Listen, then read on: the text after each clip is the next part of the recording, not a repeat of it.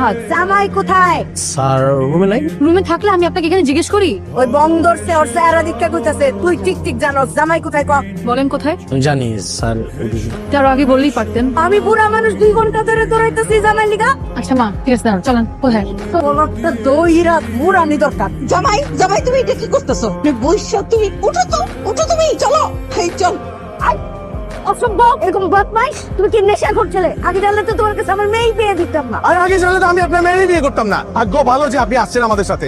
এই দেশে আসার কারণে আপনাকে আমি চিনতে পারতেছি। বিয়ের আগে তো আমি জানতাম না যে আপনার এরকম একটা রূপ আছে। সেই রূপটা একদমই আমরা কেউই পছন্দ করতেছি না। ওর দিকে তাকাইতেছেন কেন? আমি আপনার সাথে কথা বলতেছি। আপনার মেয়ে দেখে অনেক কিছু বলতে পারে না, অনেক কিছু সহ্য করে, কিন্তু আমি এত কিছু সহ্য করবো না। আমি এত কিছু টলারেট করবো না। কোন শাশুড়ি এরকম হাজবেন্ড ওয়াইফের মাঝখানে হানিমুনে চলে আসে? আমার বউর সাথে আমি একটা মিনিট হাত ধরে কথা বলতে পারি না, একটা মিনিট আমি প্রাইভেসি পাই না। আমি তো আসবোই এখানে। কেন আসবো না? আমি অবশ্যই এখানে আসবো। আমি আর দাঁড়ার সিস্টেম কিছু কষ্ট দেন। কি বলবেন? ও তো কিছু বলতে পারবে না, কারণ ও অনেক সহ্য করে। আমি এগুলো টলারেট করবো না। আরে এইটা নেশা কইরা মাথা নষ্ট হয়ে গেছে। কি তুই কি কইতাছে উনি? আর আপনার মাথা নষ্ট হয়ে গেছে কিভাবে জানেন? অতি আল্লাহ দে, অতি ভালোবাসা পেয়ে, যেটা আপনি একদম ডিজার্ভই করেন না। আল্লাহ কি কইলে গেলি আমারে কি কইলে গেলি? আল্লাহ